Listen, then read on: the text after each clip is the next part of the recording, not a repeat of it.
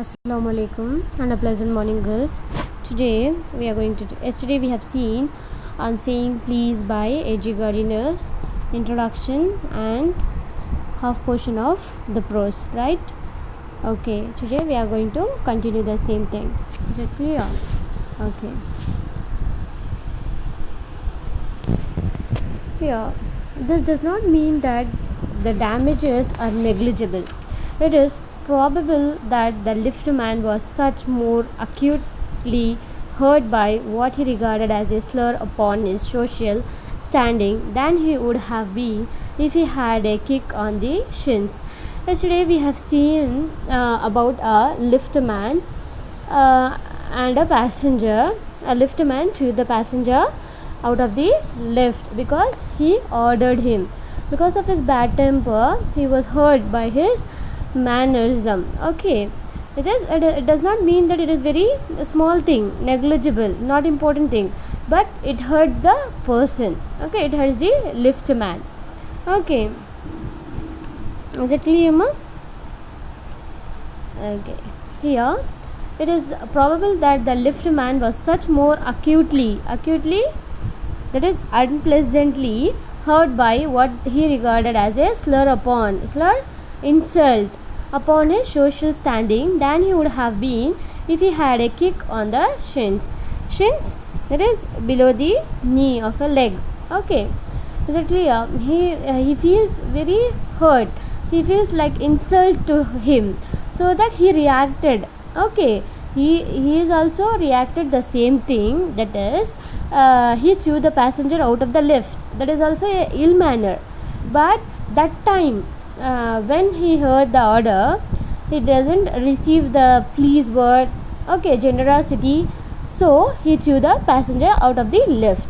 Is it clear? Okay, for which he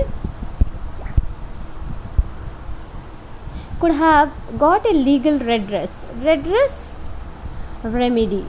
The pain of a kick on the shins soon passes away, but the pain of a wound to our self-respect or our vanity may poison a whole day. Right? What he is thinking, that instead of ordering, you would have kicked him. Okay, it will not pain him more, but the self-respect, okay, the insult will go long whole day. Okay, is that clear, ma?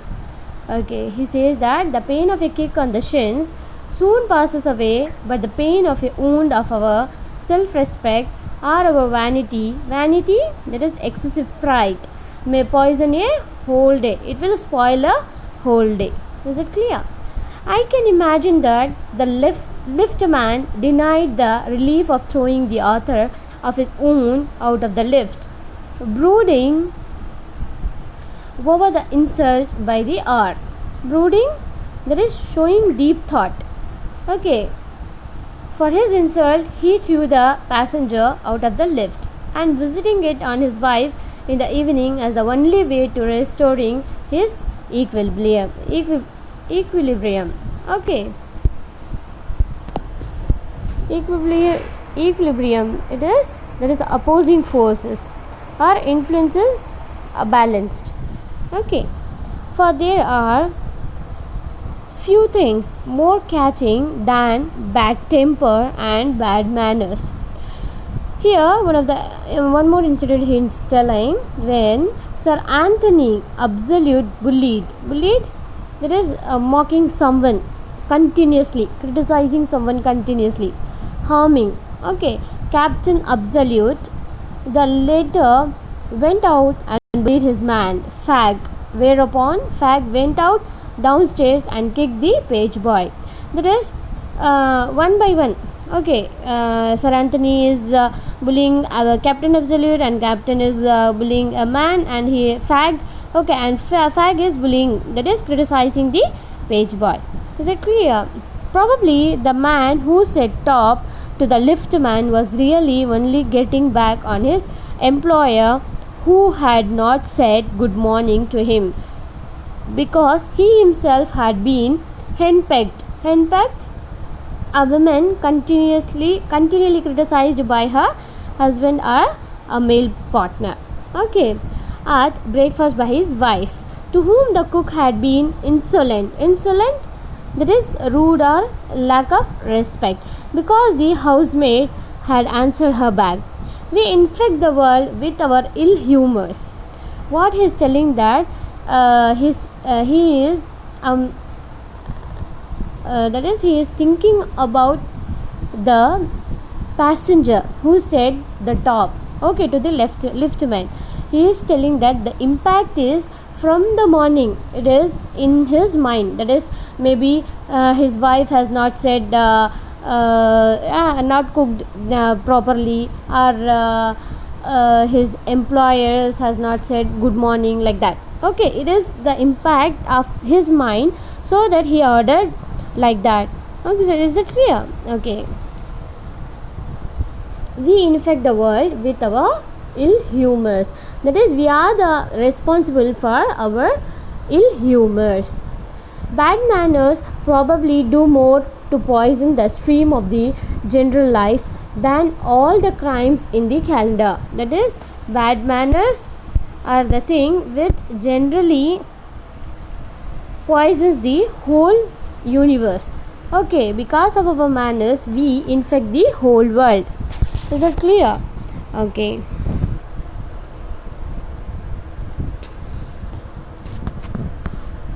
Here, for one wife who gets a black eye from an otherwise good-natured husband, there are 100 who live a life of martyrdom.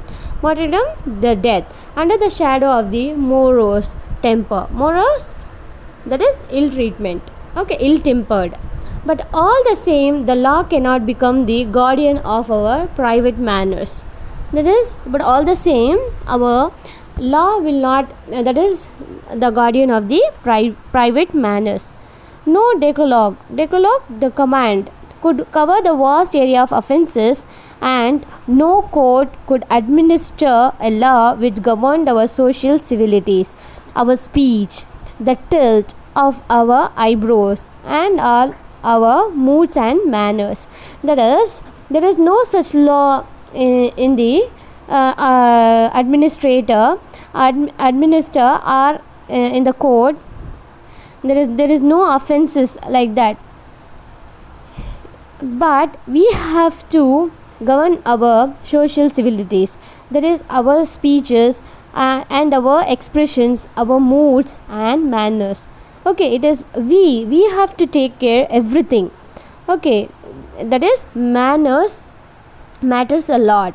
Okay, is that clear? That is, good manners will change the whole world. That is, your whole day will change by your good manners. Is that clear? Okay. Then, but though we are bound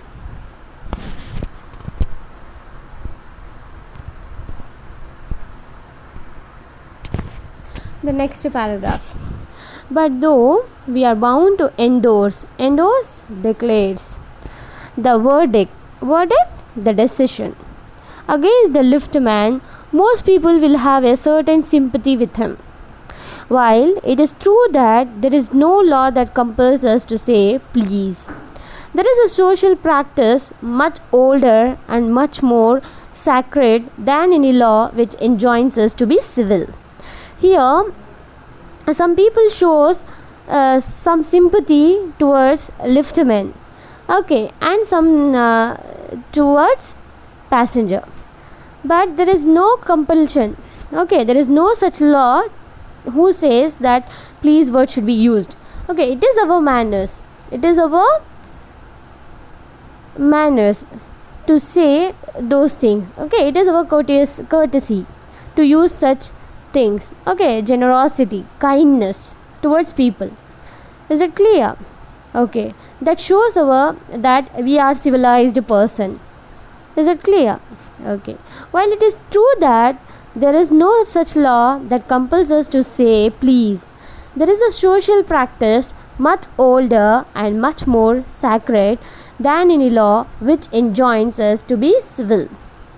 And the first requirement of civility is that we should acknowledge a service. That is, it shows your mannerisms, your character, your kindness towards the the people. Is it clear? Okay.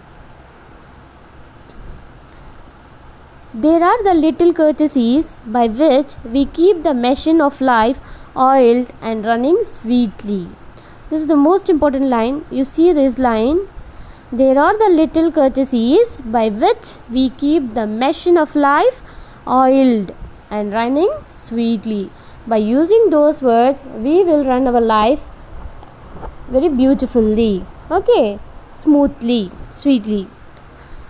They put our intercourse upon the basis of our friendly cooperation and easy give and take policy, instead of on the basis of superiors dictating to inferiors. Instead of having like to be superior or inferior, by saying like this, we have to have a policy of give and take policy. Okay, give respect and take respect, like that. Okay. Is it clear? It is a very vulgar mind that would wish to command where he can have the service of for asking, and if have it with willingness and good feeling instead of resentment. That is, it is very vulgar. It is very that is ill-treated mind that would wish to command where he can have the service for asking, where he have to ask. He, instead of asking, he is commanding there. It is very bad. And have it with willingness and good feeling instead of resentment. Resentment, treating unfairly. Is it clear? Okay. Understood, ma? Okay, girls. Next, I should like to hear in this connection my friend, the polite conductor. By this discrimination title, I do not intend to suggest a rebuke to conductors generally. Here, in the next stanza, in the next paragraph, he says about a very kind conductor. Okay. He says about a kind-hearted conductor. One incident about a.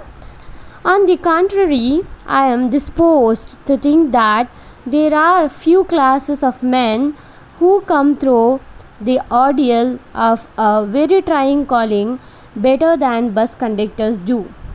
Here and there you will meet an unpleasant specimen men, human beings, who regards the passengers as his natural enemies, as creatures whose chief purpose on the bus is to cheat him, and who can only be kept reasonably honest by a loud voice and an aggressive manner. But this type is rarer than it used to be. I fancy the public owes much to the Underground Railway Company, which also runs the buses, for insisting on a certain standard of civility in its servants and taking care that standard is observed. In doing this, it does not only makes things pleasant for the travelling public but performs an important social service. Here he is telling about a Underground Railway Company who is also running buses, and it is their services to make the standard civility in everything. Okay, it does not only make things pleasant for the travelling public but performs an important social service. Is it clear? Okay, the next paragraph. It is not therefore with any feeling of unfriendliness to conductors as a class that I pay a tribute, that is, that I pay a great respect, honor to a particular member of that class.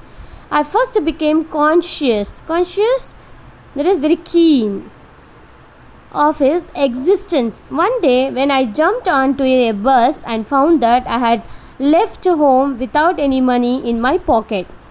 The speaker is telling one incident about his own, that is, one day what he has done. He has jumped on to a bus and found that he had left home without any money in my pocket. That is, he is not having a penny in his pocket. Everyone has had the experience and knows the feeling, right? I think he is telling that everyone has that feeling. If you don't have a money, a 1 rupee money in your pocket, what you will do? You will be very you will become very upset, right? Yes or no? Okay. The mixed feelings which the discovery arouses. Okay, you will think, oh, what I'm going to do, what I have to do. Yes or no? Yes. Okay. Now you are annoyed because you look like a fool at the best and like a knave at the worst. Okay. You would not be at all surprised if the conductor eyed you coldly, as much as to say, yes, I know that stale out old trick. Now then, off you get. And even if the conductor is a good fellow and lets you down easily, you are faced with the necessity of going back and the inconvenience perhaps of missing your train or your engagements. That is the mixed feelings he is telling about, that if you are noticed by the conductor will say you that, I know you people will do like that only, like that they will say. Yes, if the conductor is very kind, he will get down easily without saying anything. Okay, but after that what you will do, that is how you will going to back to your home, or you will miss your train, or you will miss your meeting, or something else which is very important work. Okay, is it clear? These are all the things is going on in his mind.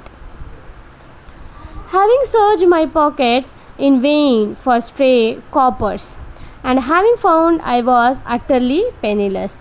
He was searching in his pocket, at least I will find a penny, but he doesn't find anything. I told the conductor with as honest a face as I could assume that I couldn't pay the fare. Now what he does, he says to the conductor that with honesty, okay, he says that I couldn't pay the fare, that is bus fare, and must go back for money. I have to go back to home for my money. Oh, you need not get off. That's all right, said he. How kind he was, the conductor. Oh, you, that is, he is telling, you need not to go back. That's all right, he said. Okay. All right, said I. But I haven't a copper on me. That is, the speaker is telling, I don't have a copper. Copper, a rupee. Okay. Oh, I will book you through, he replied. Now the conductor is telling, I will pay for you. He replied, where do you want to go? Now the conductor is asking, where do you want to go? Okay. And he handled his bundle of tickets with the air of a man who was prepared to give me a ticket for anywhere from the bank to Hong Kong. I said it was very kind of him and told him where I wanted to go. And as he gave me the ticket, I said, but where shall I send the fare? Oh, you will see me someday, all right, he said cheerfully as he turned to go. And then luckily my fingers, still wandering in the corners of my pockets, lightened on the shilling and the account was squared. But that fact did not lessen the glow of pleasure which so good natured as an action had given me. Now what happened, that conductor asking, where do you want to go, I will book for you. Okay. And that speaker is telling so and so the place, that is bank to Hong Kong, I want to go to that place, and he books the ticket for him. Okay. Now the speaker is asking where I have to return your fare. Okay, pay your fare. That person is very cheerfully, very happily, very pleasantly saying that one day you will meet me again. Okay, that time you return. Is it clear? He is saying that the glow of the pleasure which so good nature and action had given me. It is unforgettable thing. Is it clear, ma? Okay.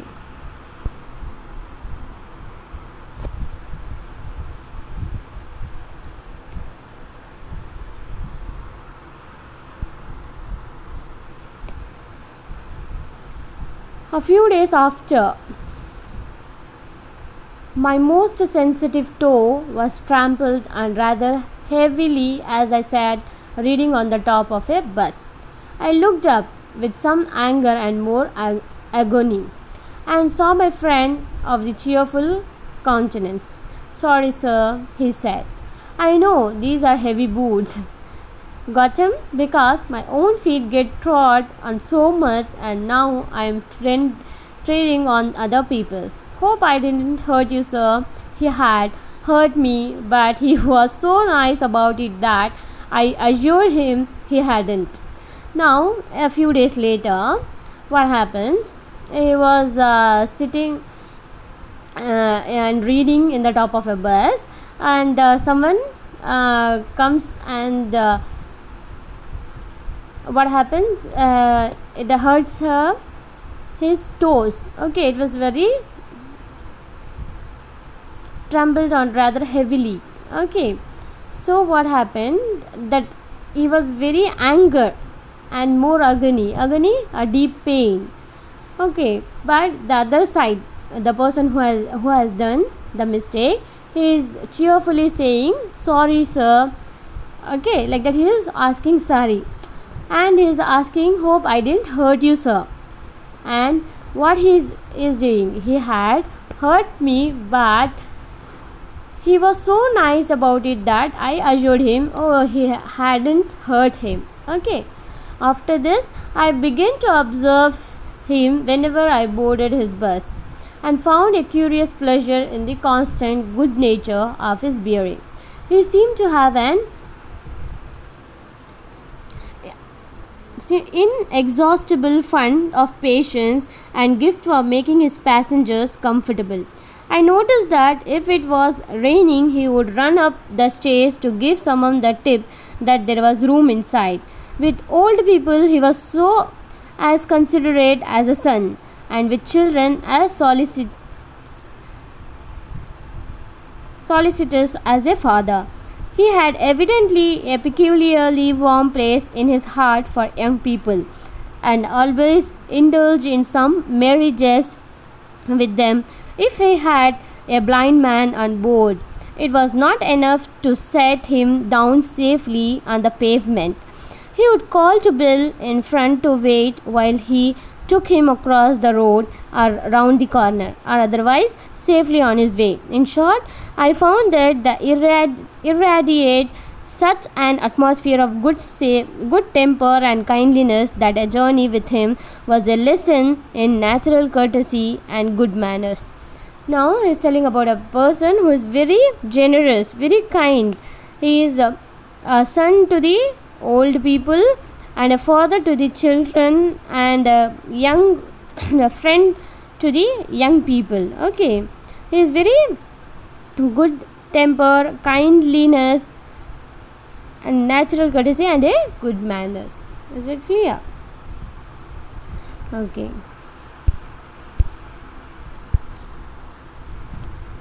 What struck me particularly was the ease with which he got through his work. If bad manners are infectious, so also are good manners. If we encounter incivility, most of us are apt to become uncivil.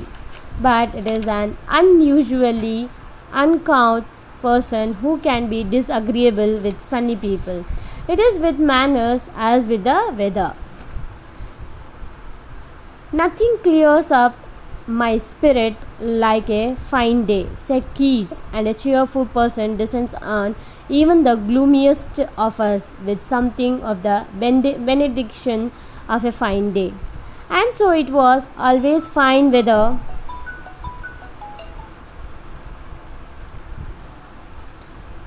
on the polite conductor's bus and his own civility. His conciliatory address, a good humoured bearing, infected his passenger, enlightening their spirits. He lightened his own task. His gaiety was not a wasteful luxury, but a sound investment.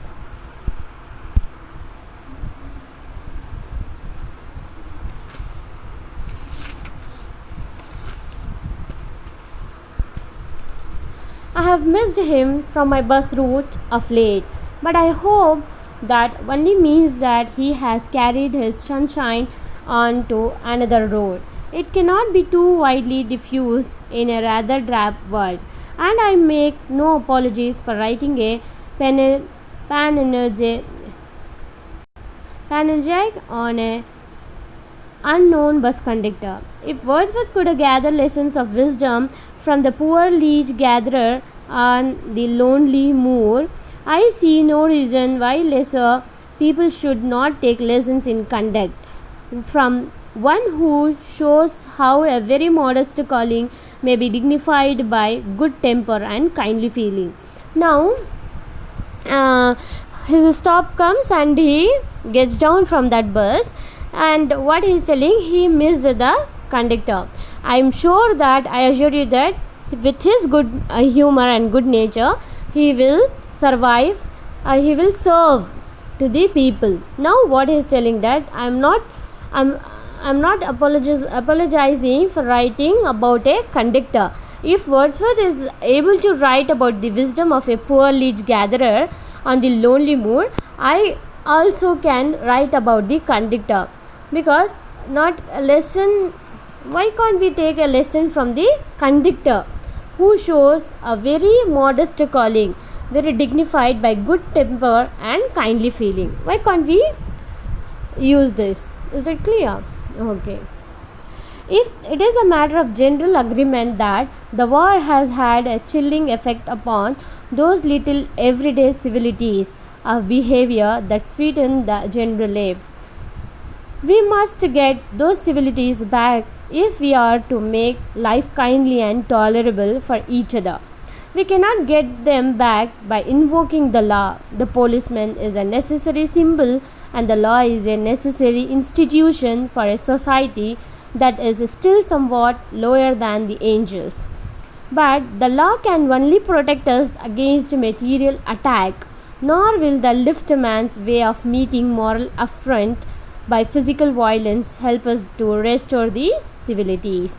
I suggest to him that he would have had a more subtle and effective revenge if he had treated the gentleman who would not say please with elaborate politeness. He would have had the victory not only over the boor but over himself, and that is the victory that counts. The polite man may lose the material advantage, but he always has the spiritual victory.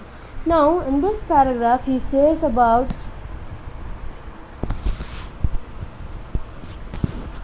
in this paragraph in this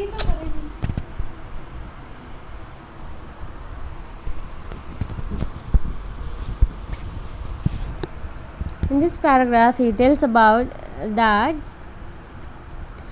instead of the uncivility, the bad temper which is shown by the liftman, instead of that he had treated that man, that passenger, with a politeness. Okay, he would have got victory. Okay, the polite man may lose the material advantage, but he has always has the spiritual victory.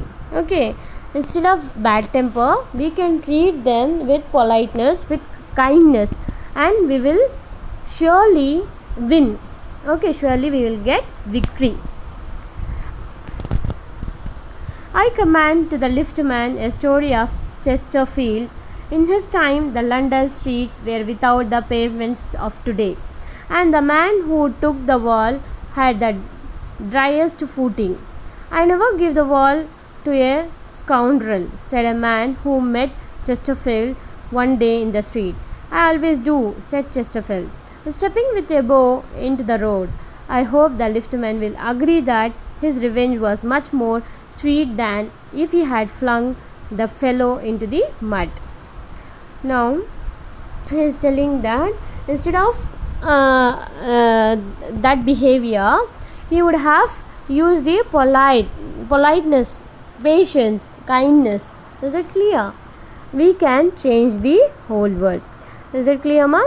Thank you, sorry, and excuse me are the magical words. Is it clear? Okay. Okay, thank you girls. Take care. Bye bye. Allah Hafiz.